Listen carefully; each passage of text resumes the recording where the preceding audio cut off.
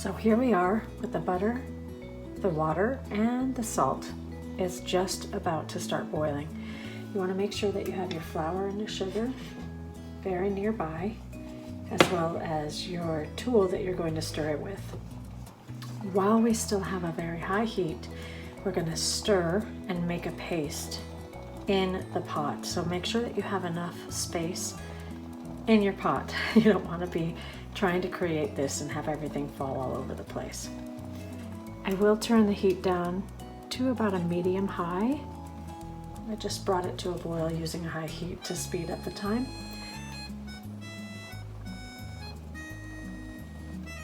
And once it gets really rolling and boiling there, we're going to dump all of the flour at once. It's really important that you don't sprinkle the flour because you don't want to have lumps. And the easiest way to avoid the lumps is to add all of your flour and sugar at once and get to stirring straight away. So make sure you're in a comfortable position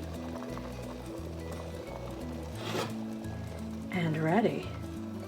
It's important to boil so that you know that the butter is actually completely melted. Once you reach that temperature of the boiling point, you definitely know that your butter will be completely melted and you don't have a lump of butter that has to get blended in as well.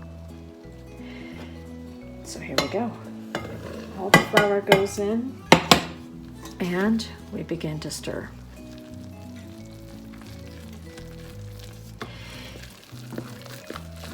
It is tough. Can be a little difficult. So if you're new to making pate choux, I recommend you make smaller batches to start with and just keep making batch after batch if you need to. It's important, this step, to not just stir it in, and then once you think that all of the flour is absorbed into the butter and water mixture, you do not want to just throw it into your mixer at this point. It's important that you actually cook the flour a bit. That's a very important step that can be often overlooked when you're trying to do this for the first time. Cooking the flour out helps a lot with your ultimate texture when you bake this paste. Now what you're starting to see at the bottom here is a bit of a film that is sticking to the bottom. That's a great indicator that you actually have been cooking the flour out.